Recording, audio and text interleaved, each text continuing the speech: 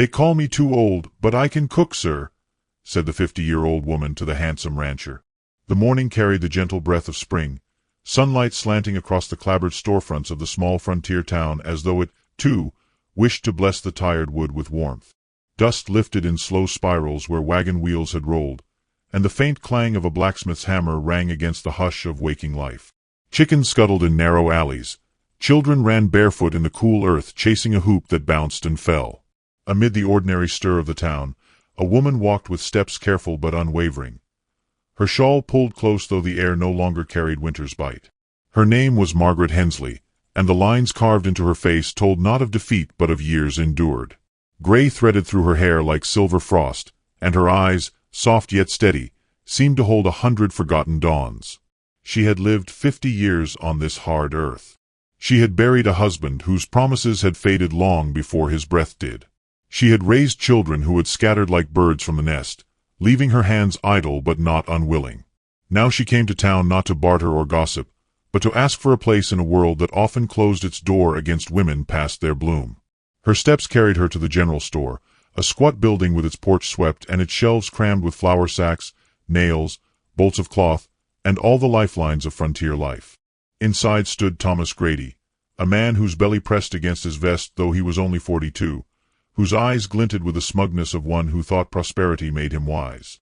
Maggie, as she was still called by those who remembered her youth, stood before him and asked if he might take her on to keep the store tidy, or to cook for his family, or even to scrub the floors if nothing else.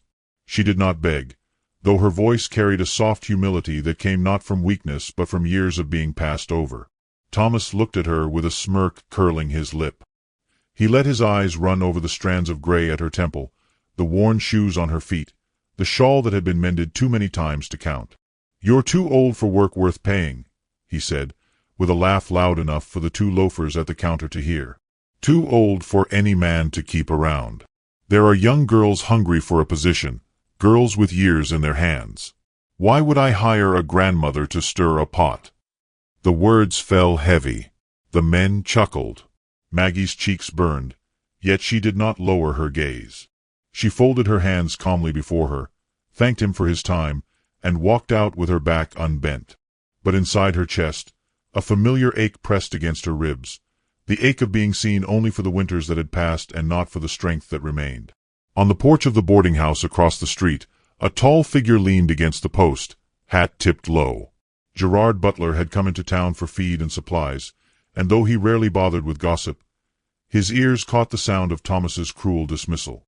Gerard was a man of 37, with shoulders broad from years of ranch labor. His face marked more by silence than by words. His hair, dark and unruly, fell over eyes that had watched storms roll over plains and calves struggle into the world. He did not step forward then, only watched as Maggie crossed the street with measured dignity, her shawl gathered like armor. Later that evening, Gerard found himself once more near the boarding house. A lantern burned behind the thin curtain of the window where Maggie sat, her hands kneading bread on a worn wooden table. Her voice, faint but resolute, carried through the open window as she spoke to the landlady who hovered beside her. "I may be too old, but I can cook, sir," she said, repeating the words Thomas had mocked her with, though this time she spoke them as a vow rather than an apology. Gerard stood in the shadows, watching the flour-dusted hands shape the dough, watching the quiet set of her shoulders. Something stirred within him, not pity but recognition, as though he saw in her the same endurance that had carried him through drought and loss. He stepped forward at last and spoke with the simplicity that marked him. "If you'll cook for a week at my ranch, I'll pay fair," he said. His tone was neither charity nor jest. "Men work better when fed proper. I'd be obliged." Maggie looked up, startled by the presence of this tall rancher whose name she knew only from town talk. For a long moment, silence lay between them, broken only by the creak of the boarding-house porch in the night wind. She searched his face for mockery and found none. She nodded once, slowly, her heart unsteady. The next morning, Maggie rode with Gerard to his ranch, a stretch of land where spring grass rippled like green waves and cattle dotted the hillsides. The Butler ranch house stood plain but strong, its porch lined with rocking chairs, one occupied by Judy May Butler, Gerard's aging mother. Judy May's eyes, though dimmed with years, still held a keenness that made Maggie's hands tremble as she descended from the wagon. Yet the old woman smiled faintly, as though she knew already the worth of the newcomer. Maggie entered the kitchen, its shelves lined with chipped crockery and the lingering scent of beans boiled too long. She set to work with a quiet vigor that surprised even herself. By noon, the air filled with the fragrance of venison stew simmering, biscuits browning, and coffee rich enough to lift weary spirits. The ranch hands drifted in with curiosity, rough men hardened by labor but softened by the aroma of real cooking. Silas Harper, the youngest among them, scoffed at first. "We don't need no grandmother fussing with pots," he muttered. Yet when the meal was laid and tasted, even his mouth bent into reluctant praise. Gerard watched it all without much word, though his eyes lingered on the ease with which Maggie moved about the kitchen, her hands sure, her face alight with quiet purpose. For the first time in many months, laughter rose at the long table. For the first time in years, Maggie felt her presence was not a burden but a gift. Still, doubt whispered at the edge of her joy. When she fetched water from the pump at dusk, she overheard the ranch hands talking, some praising her, others jesting that Gerard had brought an old maid to mind the stove because no young woman would come near. The sting of those words cut deep, though she carried the bucket without a tremor. She had learned long ago to swallow the taste of shame. That night, as she kneaded dough for the next day, Gerard entered the kitchen. He said nothing at first, only leaned against the doorframe, watching the strong rhythm of her hands. The lantern cast soft light over the flour-dusted table, over the strands of gray that glimmered like threads of moonlight. "You've done more in a day than most could in a week," he said at last, his voice low and steady. Maggie looked up, uncertain how to answer. Praise was a stranger to her ears. She tried to brush it aside, whispering that it was only bread and stew. But Gerard shook his head. "It's more than that. Men eat, but they don't often feel cared for. You've given them both." The words settled in her chest like embers glowing where once there had been only ash. She turned back to her work, but her hands trembled now, not from weakness, but from the weight of being seen. When the last loaf was set aside, Gerard lingered still, as though reluctant to leave the warmth of the kitchen. Outside, the night stretched wide, stars sharp against the dark sky. Inside, the air pulsed with something unspoken. Maggie lowered her gaze, unsure if her heart dared believe in more than a day's shelter. Gerard, tall in the doorway, let his eyes rest upon her longer than necessary, a quiet gaze that seemed to strip away the years others mocked and leave only the woman she still was beneath them. And so the first day closed not with grand declarations, but with silence heavy as a promise. For Maggie, the world had always measured her by the winters behind her. But here, in the glow of a ranch kitchen, a man's eyes lingered as though spring had only just begun. Spring stretched her green arms wider with each passing day, and life on the Butler Ranch seemed to lean into her embrace. The air softened, the soil warmed, and the cattle moved across the hills like slow shadows. In that season of beginnings, Maggie Hensley found herself woven into a rhythm she had not known in years.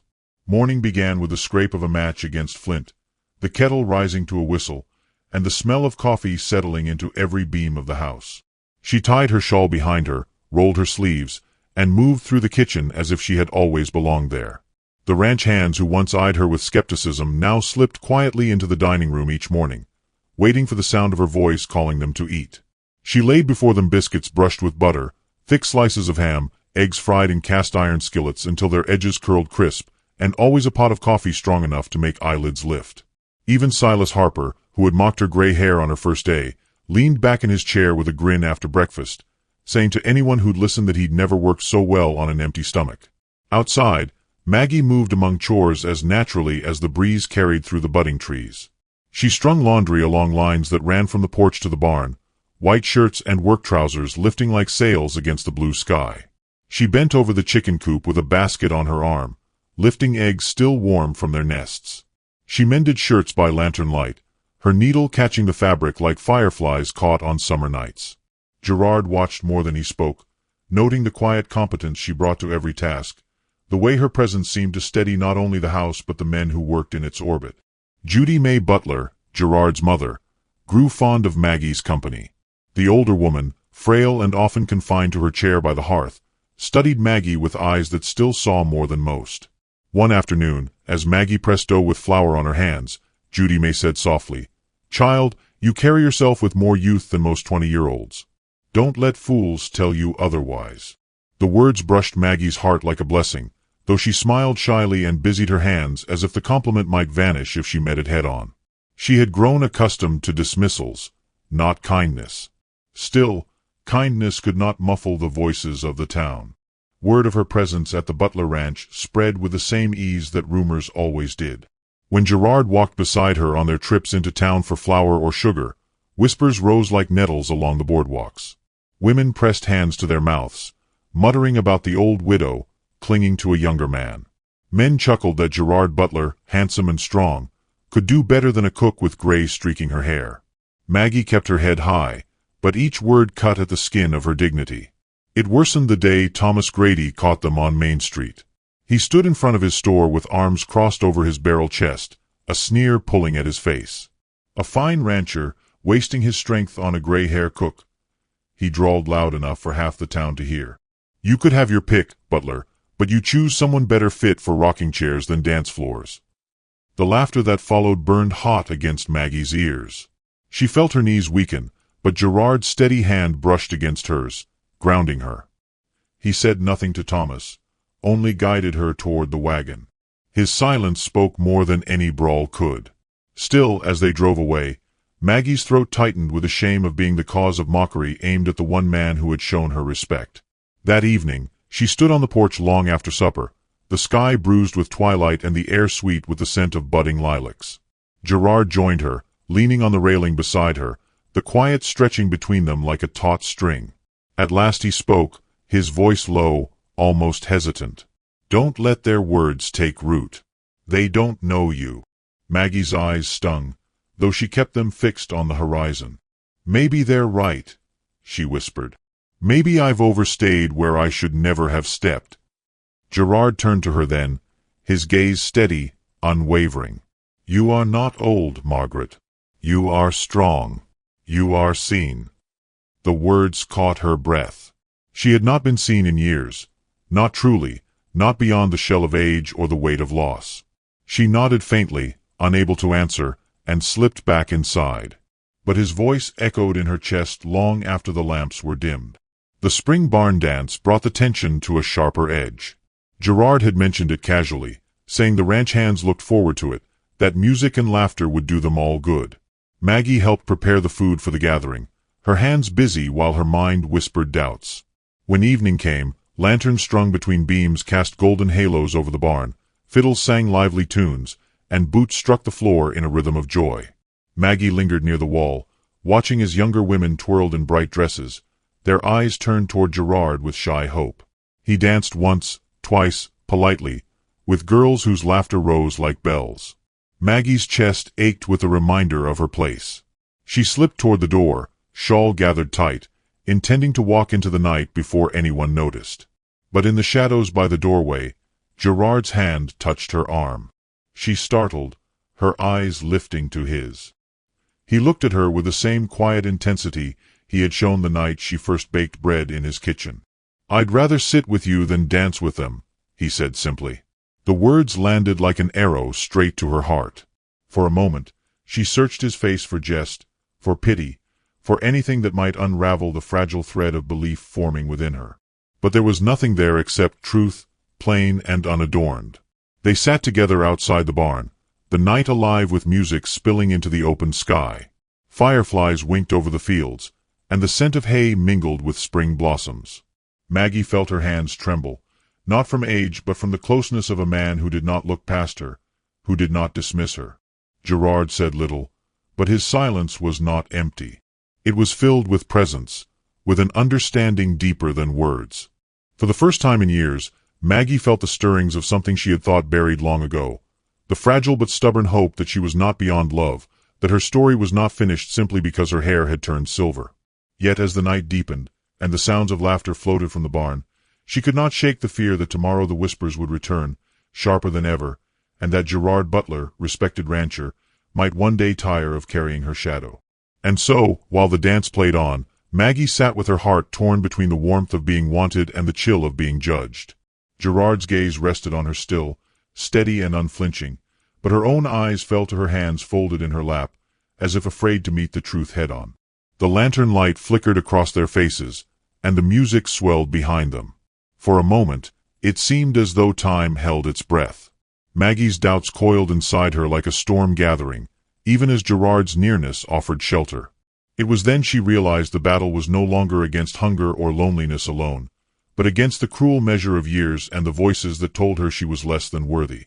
The night ended, but the question lingered in her chest, sharp and unresolved, whether she could ever believe what Gerard saw when he looked at her, and whether she could bear the weight of the world's scorn for the chance to be truly loved.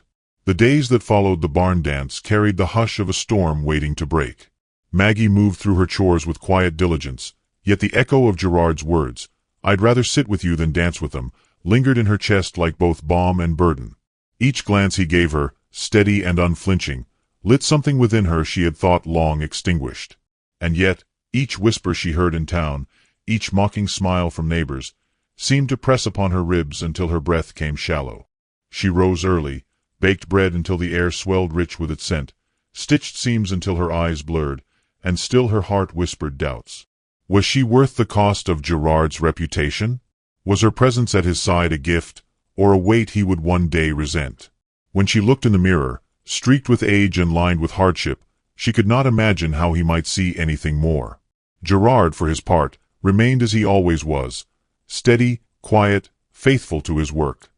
He spoke sparingly, but in his silences she felt the thrum of something deeper. He would brush past her shoulder in the kitchen, linger at the table after the others had gone, or leave small gestures unnoticed by anyone else. A stool repaired before she had asked, a fresh bundle of herbs left on the counter for her stew, the firewood stacked neatly by the door. He saw her, and she knew it. Still, fear coiled inside her like a serpent, that the seeing would one day fade. The town's cruelty sharpened with time.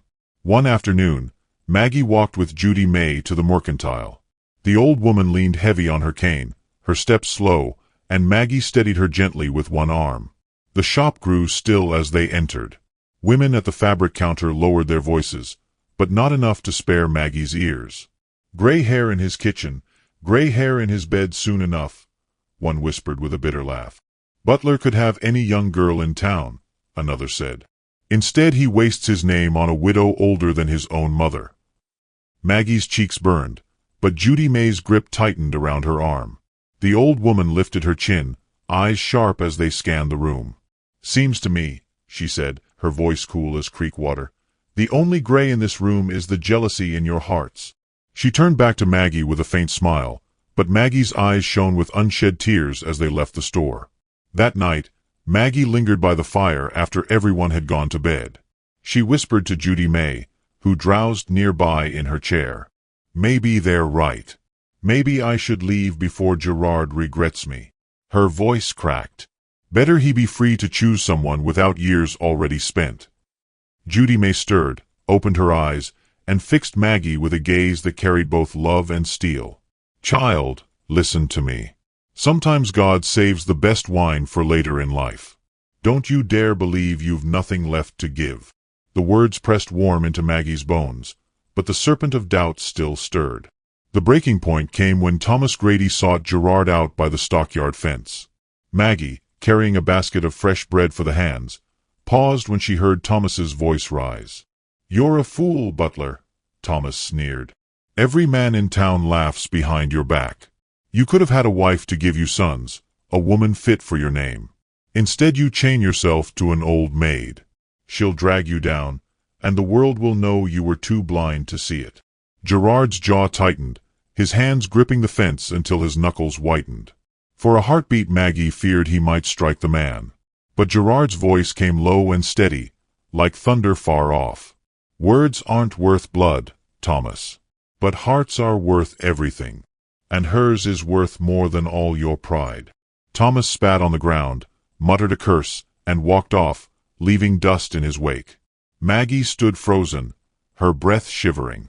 She wanted to run, to hide, to keep Gerard from paying the cost of defending her. Yet she also wanted to weep with the strange, fierce pride his words had set alight in her chest. That evening, she went about her work in silence, her mind storming. Gerard ate quietly at the table, his eyes lingering on her face. When the others had gone, she turned to him with trembling hands. "Why do you keep me here? Why stand against them when they're not wrong? I am old, Gerard. I cannot give you what they say you deserve." Gerard looked at her then, long and deep, until she had to drop her gaze. His words came slow, carved from truth. "They see years. I see a woman who works with her whole heart. They see gray. I see silver made of fire. They see what's past. I see what's here." Maggie's throat closed. She wanted to believe him, yet fear pressed hard. She turned back to her kneading, flour streaking her hands, tears hot against her cheeks. The storm broke that night not with words but with fire. A lantern left too near the hay in the lower barn caught the dry straw, and flames leapt suddenly into the spring sky. Shouts rang out, boots pounded the earth, men scrambled to drive horses free. Gerard called orders, his voice cutting through the chaos. Maggie ran without thought. Smoke burned her eyes, but she saw Judy May's frail figure stumbling near the barn door, coughing. Without pause, Maggie plunged into the haze, wrapped her shawl around the old woman's shoulders, and pulled her clear of the smoke. Her lungs seared, her skin blistered from the heat, but she held firm, guiding Judy May to safety even as sparks rained down. When Gerard turned and saw them emerge from the haze, Judy May leaning on Maggie's arm, Maggie's face blackened with soot but her eyes fierce and unyielding, something shifted inside him like a door opening to light. The fire roared behind them, but he saw only her, framed by flame, strong and alive. Later, when the fire was beaten down and the night lay heavy with smoke, the ranch hands murmured of her courage. Even Silas Harper shook his head in awe. But Maggie, sitting on the porch with her shawl charred and her hands raw, felt only weariness. She stared at the blackened ruin of the barn and whispered to herself, "What place do I have here, if I bring only trouble?" Gerard knelt beside her, his hand brushing her arm. She looked at him, eyes wet, heart trembling with shame and pride in equal measure. And in his gaze she saw no hesitation, no doubt. She saw a man who had witnessed her fire, not her years. Yet even then, fear clung to her. She turned her face away, unable to trust that the world would not snatch this fragile hope from her hands. And so the storm left behind silence, smoke curling into the night, men whispering of her bravery, Gerard's steady presence beside her. But within Maggie, the battle raged on. Could she ever believe what he saw, or would she always be chained by what others whispered? The night closed with the ranch hushed, the embers still glowing in the distance. Maggie lay in her bed, her body aching from smoke and strain. In the darkness, she replayed Gerard's words, "They see gray. I see silver made of fire." And as her eyes closed, her heart shuddered with both terror and wonder. Terror that she might one day lose the shelter of his gaze, wonder that perhaps she never had to. The dawn after the fire broke soft and golden, as if the earth wished to cleanse itself of smoke and fear. The Butler Ranch lay quiet, save for the calls of mourning doves and the lowing of cattle unsettled by the night's terror. Ash hung in the air still, drifting in pale flecks that settled on fence rails and porch steps. Maggie rose early despite her raw throat and blistered hands.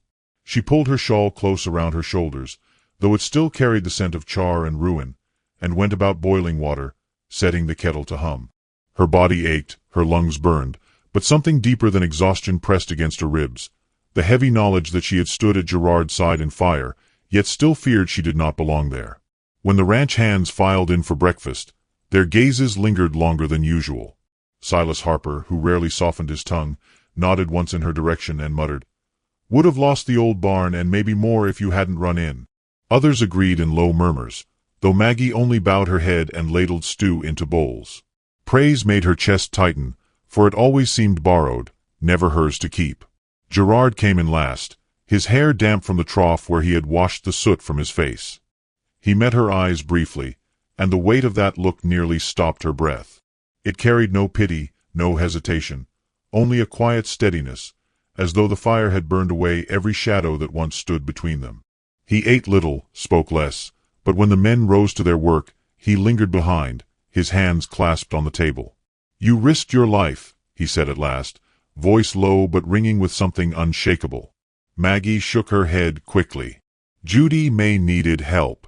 Any woman would've. No, he interrupted, his tone firm. Not any. You. She turned away, busying herself with wiping a clean pot, though her hands trembled. The air between them thickened with words unspoken, with the ache of two hearts circling the truth yet afraid to step into its center. That afternoon, Judy May beckoned Maggie to her chair by the window. Sunlight streamed across the old woman's lap, painting her frail hands in gold. You saved me, Judy May whispered. But more than that, you've given my son something he's long needed. He walks lighter since you came. Maggie's throat ached with tears she dared not let fall. I am only a cook, she said softly. You are more, Judy May replied, eyes fierce despite the wear of years. Don't let your fear make you blind. But fear was a stubborn shadow, and Maggie could not shake the whispers of the town. Days later, when she walked again through Main Street, the laughter of women at the well cut through her like thorns. They spoke of the fire, of Gerard's loyalty, and of the shame that a man such as he should bind himself to a woman with silver in her hair.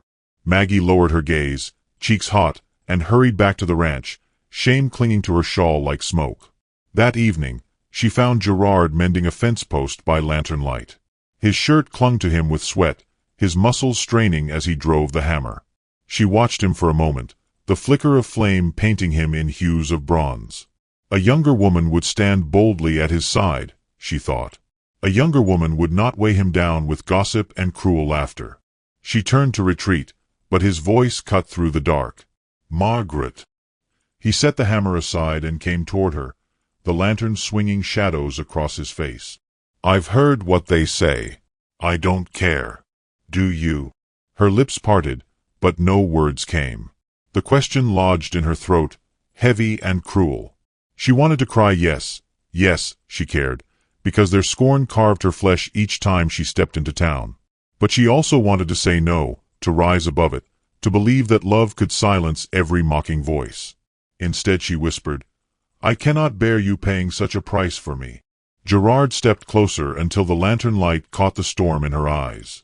You are not a price, he said, voice rough with conviction.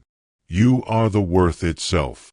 Her breath broke, and she fled into the house, her heart pounding like a horse against its stall. Days passed, the distance between them growing taut, stretched thin by silence and unshed truths. Maggie avoided his gaze at table, hid her trembling hands in work, prayed at night for strength to leave before her fear brought him low. Gerard, though quiet as ever, moved through his tasks with a weight pressing his shoulders, as though carrying a burden unseen. It came to a head when Thomas Grady returned with a crowd of townsfolk, their voices sharp with mockery and disdain. They gathered at the butler gate, demanding Gerard answer why he wasted his strength and name on a woman twice his age. Maggie stood on the porch, her shawl clutched tight, as Thomas sneered. Look at her, he jeered. Gray hair, worn hands, no beauty left. You could have had the pick of the valley, butler. Instead you chain yourself to an old widow. A man like you deserves more. The crowd chuckled, cruel and loud. Maggie felt her heart fracture, her knees weaken. She wanted to vanish into the floorboards, to spare Gerard the humiliation of defending her yet again. But before she could retreat, Gerard strode forward, his voice cutting like a blade through the jeers. You call her old. I call her brave. You see gray. I see silver made of fire. You see years. I see the woman I love. Silence struck the crowd like a gunshot. Maggie's breath caught. The words hung in the air, raw and undeniable. Gerard turned toward her, his eyes fierce and tender all at once. Margaret Hensley, he said, loud enough for all to hear. You are not too old. You are not cast aside.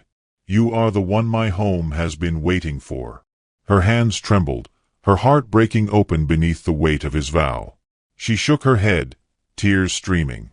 I am not worthy, she whispered, her voice barely carrying over the stunned quiet.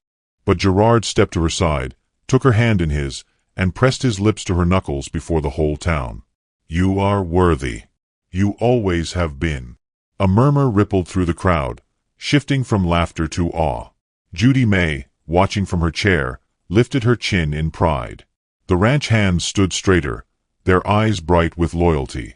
Even Silas, awkward and young, muttered under his breath, "Never seen courage like that from either of 'em." Maggie wept openly now, the years of scorn and shame melting in the heat of Gerard's truth. She tried once more to pull away, but he held fast, his hand steady as the land itself. And in that grip, she felt the ground of her life shift, not downward into loss, but upward into a love that defied every cruel measure of years. The days that followed were filled with a new kind of light. The townsfolk, shamed into silence, could no longer mock openly. At the ranch, laughter flowed more freely, work hummed with ease, and Maggie moved not as a shadow but as a woman finally seen. When spring blossoms opened across the orchard, Gerard asked her to be his wife. He did not kneel with flourish or ring, but stood before her in the quiet of the porch, his eyes steady, his words simple. "I want you beside me, Margaret, for all the years still to come." Her tears fell into her hands, her voice breaking. "I thought love had passed me by." "It only waited," he answered. Their wedding came beneath the blooming trees, with Judy May weeping softly, ranch hands cheering, and even Silas placing wildflowers in Maggie's hair with a grin. She wore a plain dress, her shawl mended one final time, and when Gerard took her hand, the years between them melted into nothing but light. That night, as dusk settled and lanterns flickered, Maggie stood on the porch of the Butler Ranch, her home at last. Gerard stood beside her, his hand warm in hers, his gaze steady as it had always been. She thought of all the whispers, all the laughter, all the years she had carried the weight of being too old.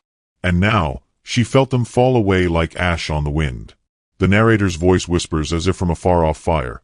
In a land that worshipped youth and strength, love bloomed in the quiet places, where two souls found each other not in the first spring of life, but in the season when roots run deepest. And to you listening, perhaps with your own doubts heavy on your chest, let this be your reminder. You are not too old, not too late, not beyond love's reach. Love waits in places you least expect, and it finds you when you are ready to believe again. So tell me, friend by the fire, from where are you watching this tale? Share your story in the comments, if you will. And click the story waiting on your screen, for it carries even more wonder than this one, and I promise it will leave your heart full.